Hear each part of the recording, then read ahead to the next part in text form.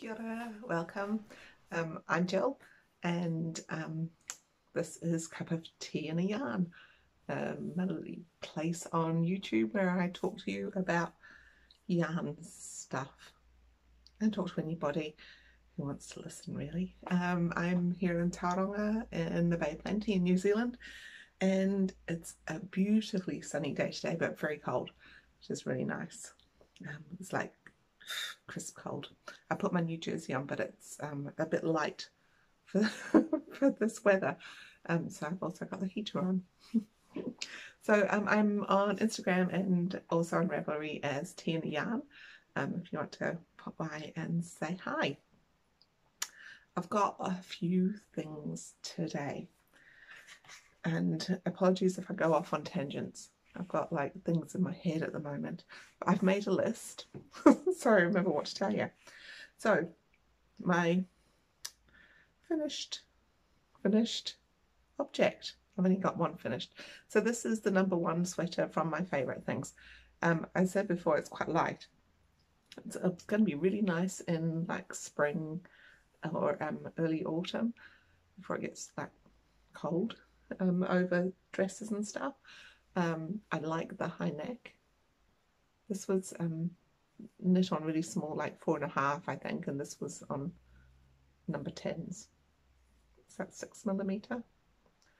And I held together 2 lace weight yarns. I'll show you.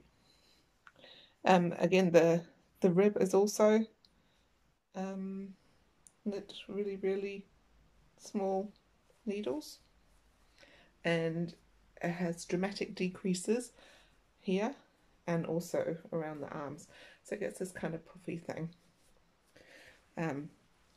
When it was drying, I said to Andrew, oh, it looks like kind of 80s sweater, and it did. It was like, especially the colours, the stripes, the shape, because it was like all poofy sleeved and hands are really big there, poofy sleeved, and yeah, then it kind of went into a narrow waist.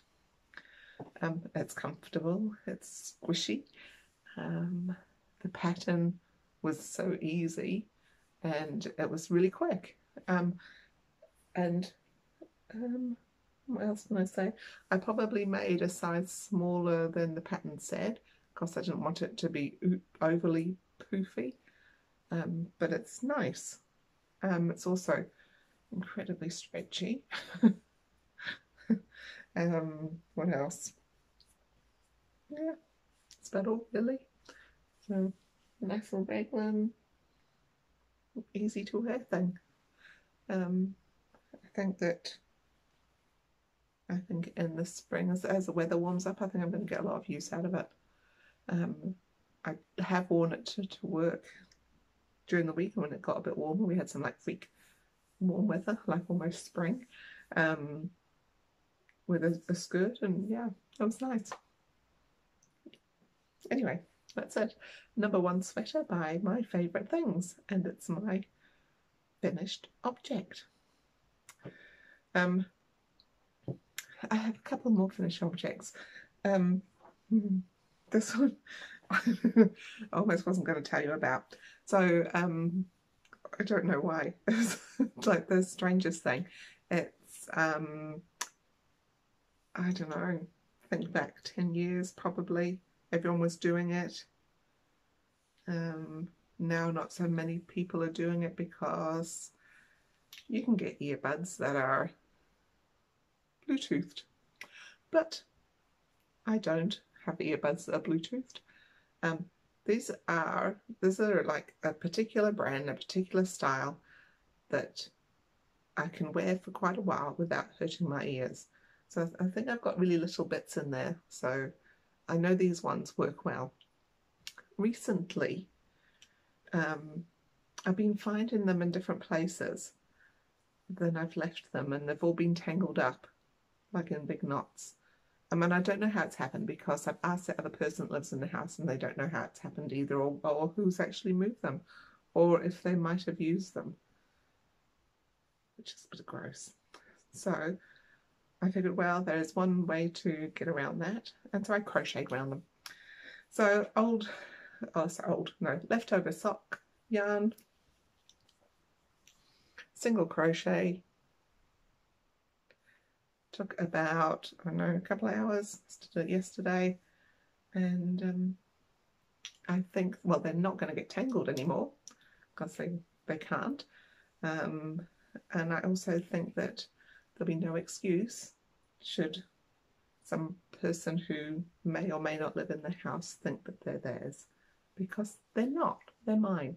And I think I got a little embarrassed to show you, because it was very much, I don't know, 10 years ago or so, it was all the young girls doing it, all the teenagers, and I was like, oh look, I'm crocheting, and the thing to crochet was to crochet around their earbuds. So I'm not a teenager. So I don't go out of the house really with them on. Oh, well, I won't be going to Auckland anyway for a while, so which is where I would wear them on the train, and I wouldn't mind really so much. So yeah, and I kind of chose muted-ish colours. It's not going to be really bright.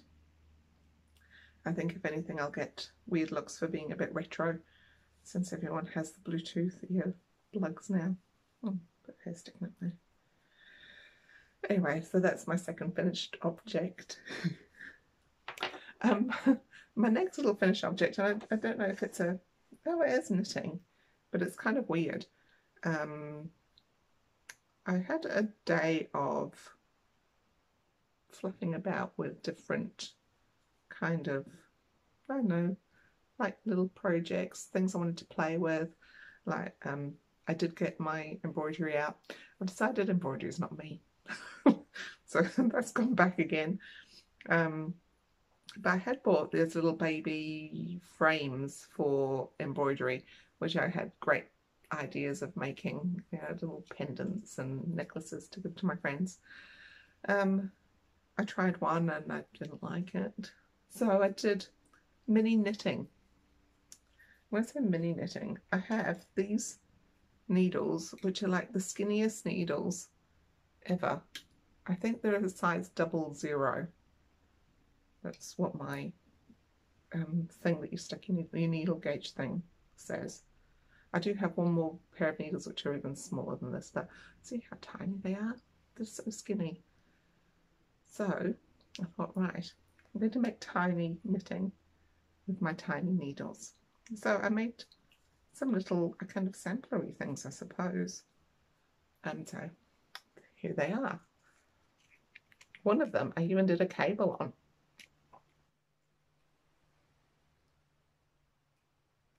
That's kind of supposed to be like that way. Anyway, they're quite fun. I don't know what I'm going to do with them.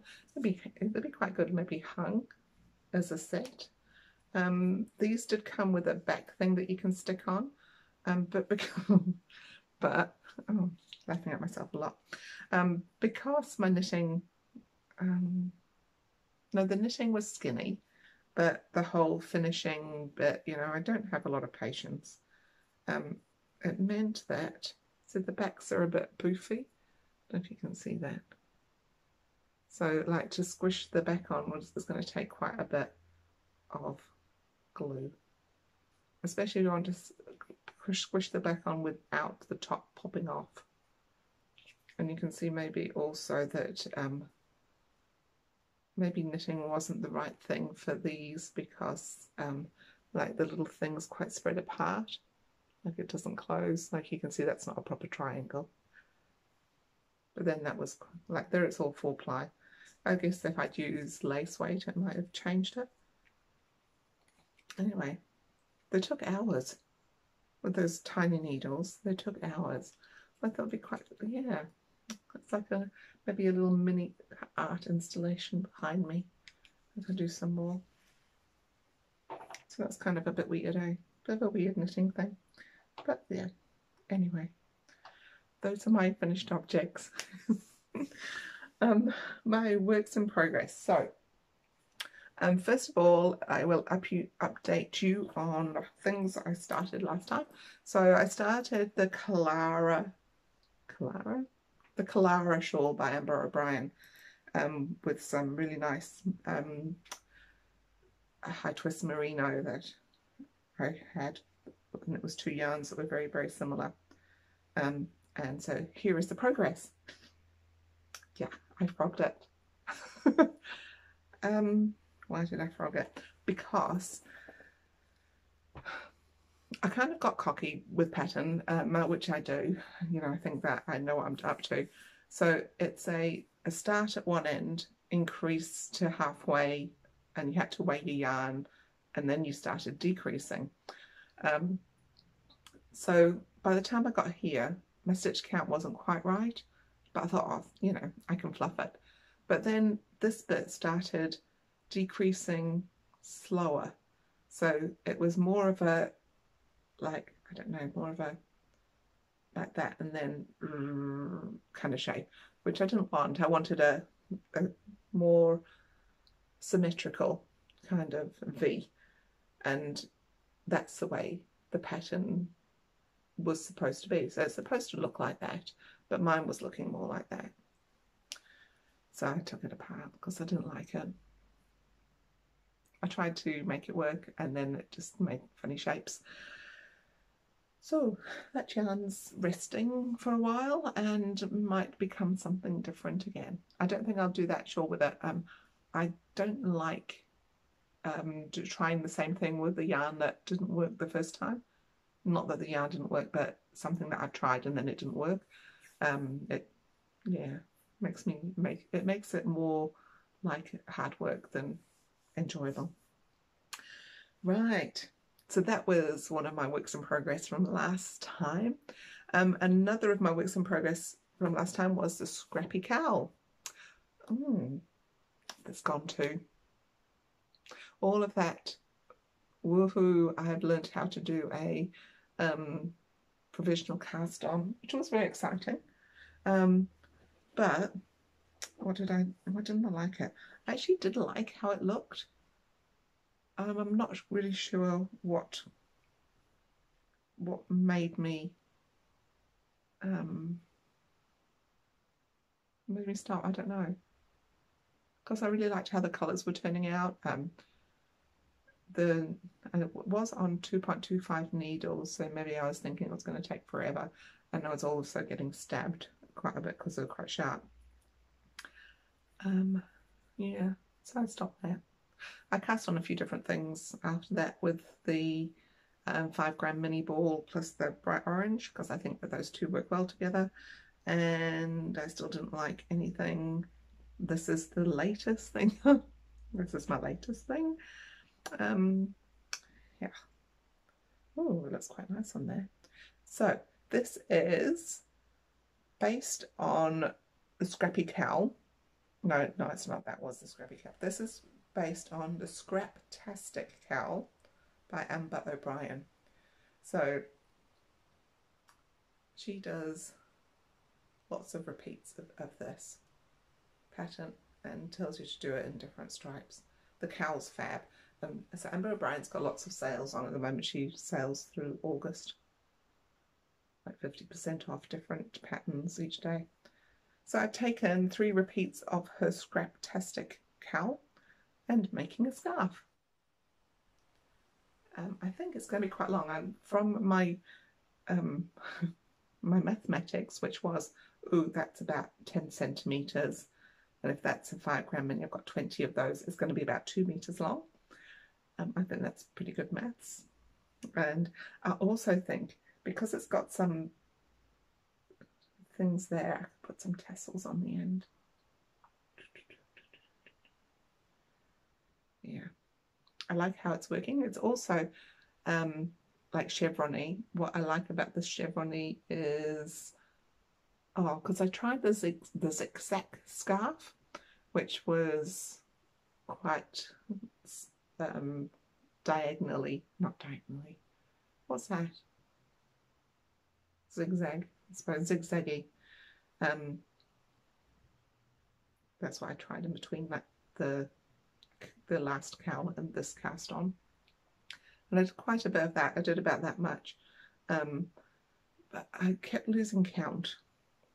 So that one you had, the pattern was on both sides. It was an easy pattern, but I still kept losing count. Like I couldn't just sit and knit it, and I couldn't read my knitting very well. This is every other row is a knit row. I like that. And then you can kind of see, it's kind of easier to see what the different things are. But I quite like the pattern is, it's not a absolute chevron, it's got like a flat bit. And then it goes, and then a flat bit. So yeah, it's very cool. These colours here are really neat, eh? The pinks and purples are pretty cool, but yeah, I like that one. So that's what I'm making now, and I'm enjoying that. And in fact, that one went to work with me last week because I wanted to get it going. So Andrew's socks didn't get a lot of love. Let's see, but I'm up to probably about a centimetre longer than last time.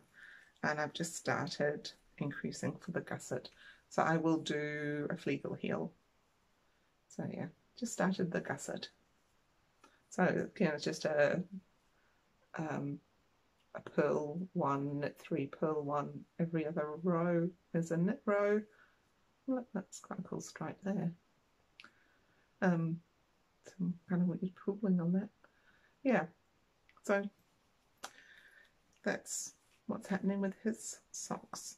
So not so much. I need to get them done. I mean, it's not going to take long if I sit down and concentrate, really. Just get the heel turned and then it's easier again. So the gusset bit is the bit that's like, oh, because the lines are getting longer and longer and longer. Yeah. But yes, that's that. And well, that was on zigzag. A zigzag. Yeah.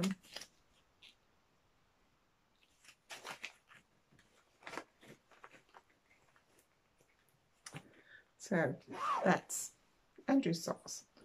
See, I didn't zip the other ones up, but I've zipped that one up, which doesn't really doesn't prove good things, does it? Right, the Joni boat neck cowl, which is Poison Girls knit along at the moment. Not a cowl, it's a cowl, a boat neck cowl. So it is a boat neck raglan top down fitted sweater with like half sleeves or 3/4 sleeves. We'll just do half. It's got a cable. It's got cables. It's got 4 cables, and then it's got more cables. So it's a raglan, but the raglan's got the cable in it. So how I said I haven't done cables, now I've done cables. I've done my little baby one, and I've done this one. And this is like cabling all the time. So, oh, that's the sleeve. So it's a stripy, so it's 4 different colour stripes. So it's pink, and then it goes to, I'm going to do this purple. It's actually 5 different colour stripes. And then it goes to, I think it goes to this one, and then it goes to these 2. Oops. Oh, oh. These 2. So I'm going for pinks and purples, which weren't the colours that she suggested, but oh yeah, so for some reason I was drawn to them. Oops.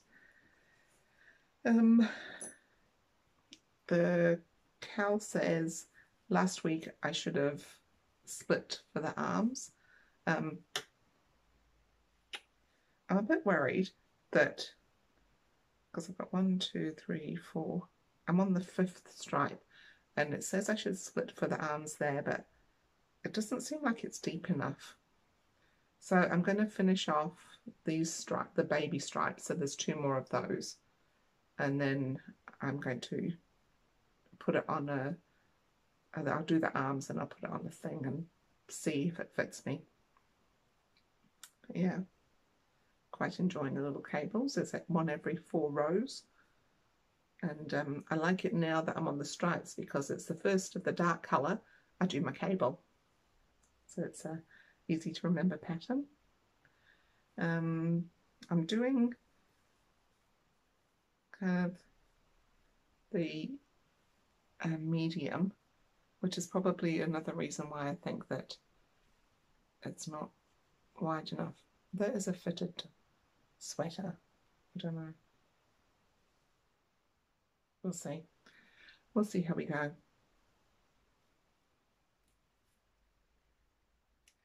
But I'm enjoying it.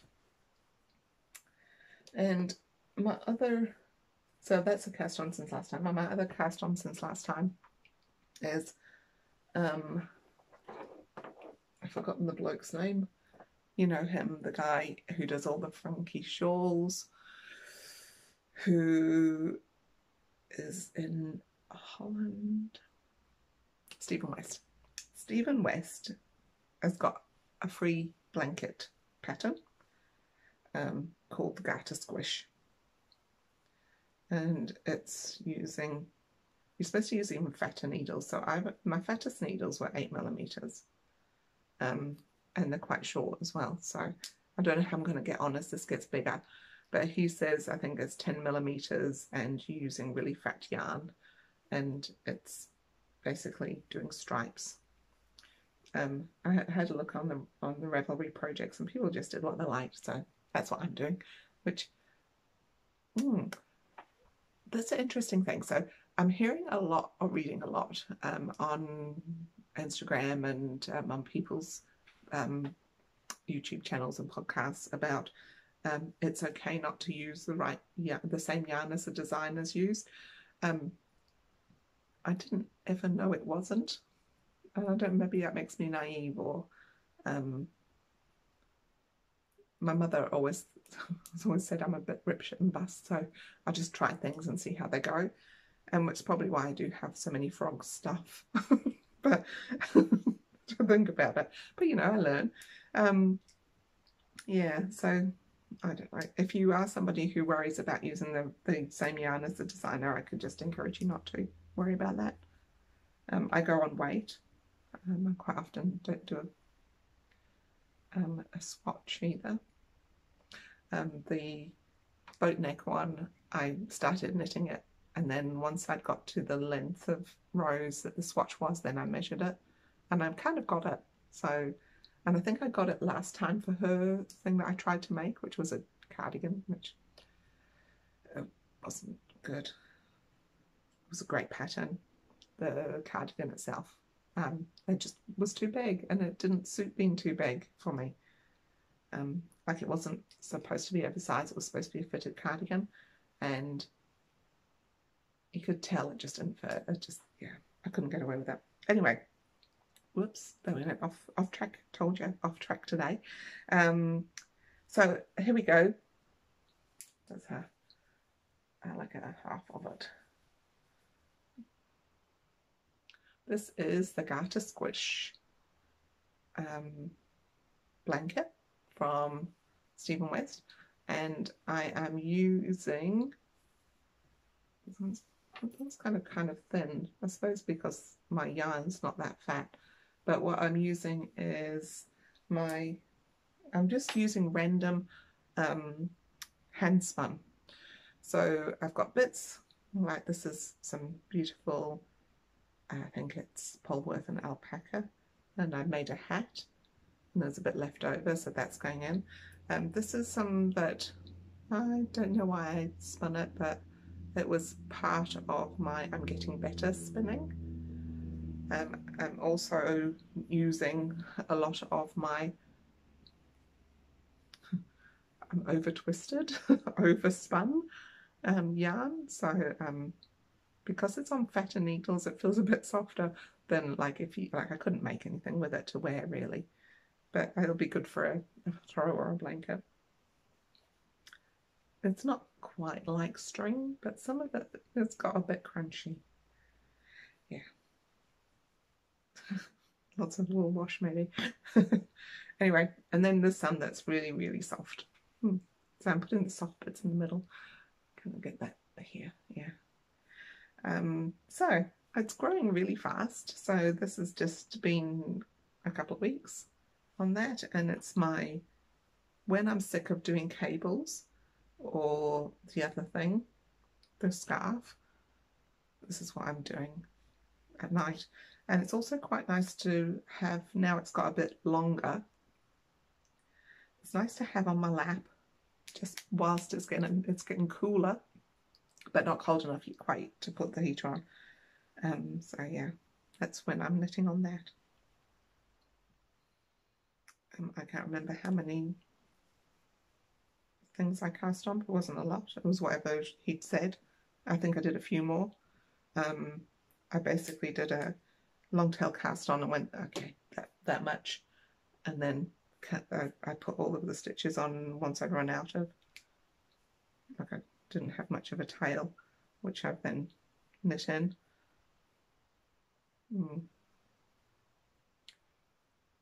I don't know if anything that I'm saying today is making sense. It's going to be nice. I've got grey and pink to go next, which I might hold with that. I'm kind of marling. Ooh. Which brings me to, right, fruity knitting. Do you guys watch fruity knitting? I never used to, but I know that Belinda thinks it's brilliant, so I tried to watch it. And I've watched the last 3 now, and if I put it on the big telly, it's like I'm watching a TV program. It's kind of cool. They did a thing this time about colour, and they interviewed a lady who does marling and stuff, and that was really interesting. But what really made me go ooh, and is kind of keeping me awake at the moment, is they talked about, and it's a bloke, for some reason I think his name's Andrew as well, but I don't know, but the bloke is kind of geeky, but you know, in a nice way. He's talked about the colour wheel and how the colour wheel doesn't work because colour goes that way and not that way. Physics. I didn't understand most of what he said, even though I did take physics at school. It was the only science I did.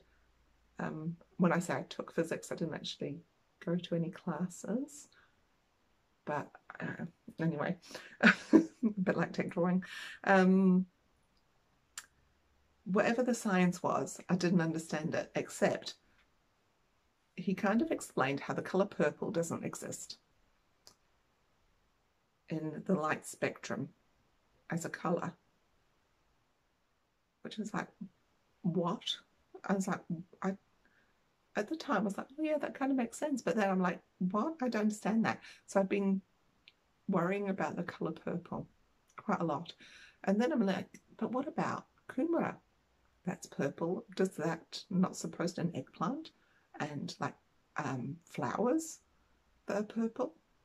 How does nature know to make purple if purple doesn't exist? Hurt my head. Which is a weird way of telling you about the thing I'm going to do next, which is I've signed up to do, it's called The Page of Wands Anne Cowl. So I think that's what it says. Can't read my writing. But it's by Audrey Borijo. I'm saying her name like that because she's French, and I wonder if that's how you say her name. Probably not.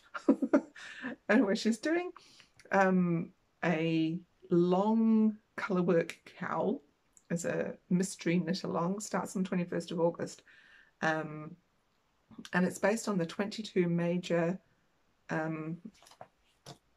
Arcana cards, which is of the tarot deck. So it's called the Page of Wands because wands are one of the tarot suits, I suppose. And I quite like the whole tarot card thing without being, I don't know, I'm unsure. I don't want to put anybody off listening to me, so I just will keep a lot of what I say to myself. That doesn't make sense. I suppose it's like anything that you believe in or don't believe in. Could it exist? You know, is it a real thing or isn't it? You know, that whole, wow. So anyway, I'm going to use purple because does this exist or doesn't it exist? So the cowl calls for 3 ply, and the main colour you needed like 500 meters. It's like, this is 495 meters here. So I might miss the last one potentially. And it's 3-ply and it's purple. Even though Audrey does say, I'm calling her by her first name like I know her, but of course I watched her podcast. She does say to use light colours for the base and then darker colours or contrasting colours for the rest. But I'm not going to, because I'm going to use purple. I'm kind of intrigued with purple now. It was pink, so I was doing a lot of pinks for a while, wasn't I? But now I'm purple. I don't know if purple is a colour for me, but I think I'm just, wow, if it doesn't exist, then that's cool, because I can see it. I don't understand any of that science, I'm sorry. Watch the Fruity Knitting. He explains it well, I'm sure, and whatever he says is scientific and it makes sense. Yeah, don't know where that went really, but that's why I've chosen purple. Does that make sense? I don't know. Spinning. I'm just going to ignore that and let's change the subject. That starts on the 21st of August anyway, so there we go. We'll see some more of that, no doubt. This is pretty. This is some Heavenly Wool. It's not that my spinning's pretty. My spinning's not too bad, but colours have come out really nice. So this is Heavenly Wool Half Breed. I haven't washed this yet, so it's still a bit twisty. It hasn't attacked. It's just been resting before washing. But isn't it? I really like how the colours have like come together. So I just spun the whole thing and then plied it back on itself. So it's a 2-ply. It's probably around about maybe a sport weight. We'll see how much it might puff up a lot in when I've washed it, in which case it might turn out to be DK.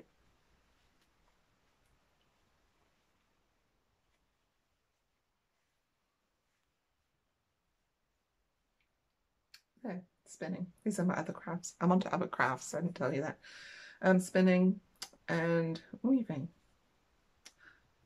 I bought these things ages ago.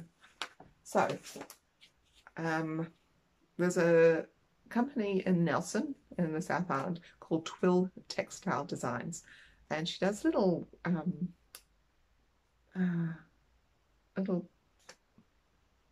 kits. That's the right word. It's like little packages of stuff, little kits, where you can do weaving and things. So this was a kit I bought last year when I went down to Nelson to see my nephew, and I went to the World of Wearable Arts Museum, and they had these little kits, and it's like you get the heart that's all with all the holes in, and you get this is some nice merino and the needle, so everything you need to do, and instructions on how to do it. So I made that. I've had it for, yeah, like I say, over a year. So actually it might be 2 years. No, it's a year. It's a year.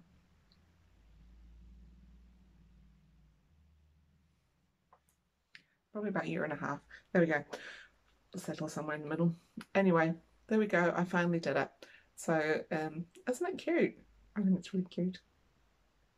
So they also put a brooch back in if you want to make a brooch, or you could like in that center hole you can like hang it and make a little decoration. I could like hang it with all my other little baby hanging things. Yeah. Another thing I bought from them was a mini circle weaving kit. So this is a little loom. So these guys are on Etsy. Twill Textile Design. So in this little kit I got my loom, I got needle, I got safety pins, and yarn. Lots of different yarns. Some of the yarns for the warp and some for the weft. And so I sat and did this last night. So the because it's in a circle, it doesn't, she does have instructions on if you want to make a flat circle how to do it, but it kind of comes into a little cup, which is really cute. It looks like a nice little brooch. Isn't that cool? It's kind of like a flower brooch. Excuse me.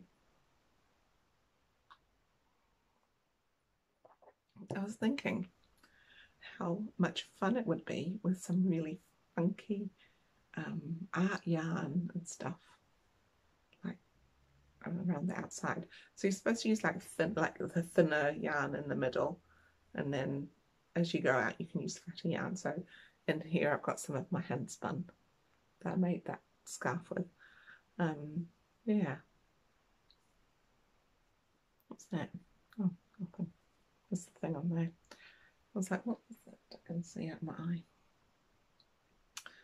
I didn't do my knots very well at the back. I probably should have woven them in rather than just knotting them and cutting them off. So I guess that if I was to use it as a little brooch, the knots would have to be at the bottom.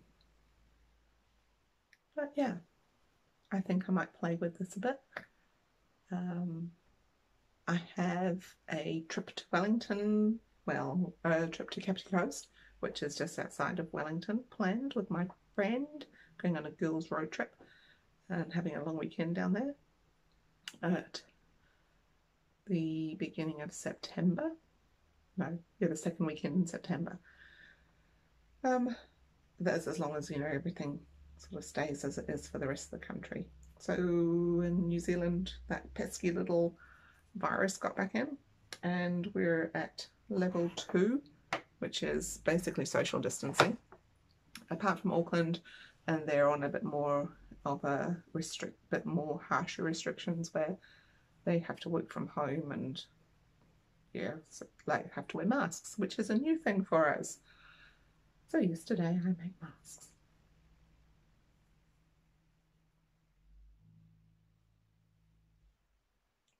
I'll do them all, shall I? This is another one. This is really pretty. It's got dragonflies on it. And then this one, same round. We have a shortage of elastic in New Zealand. Apparently everyone's sold out. So I cut up some leggings for my stretchy bit. So they're not really tight. I don't know if they need to be.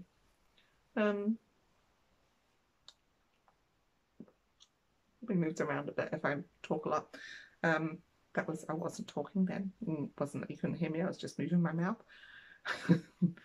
I used a pattern off the internet where you draw around a plate. It was really fun.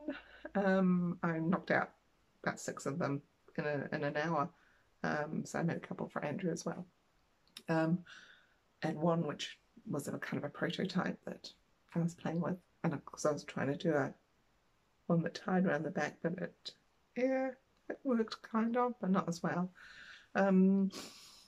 Yeah, so we don't have to wear masks when we're out and about unless we're in a place where social distancing can't happen.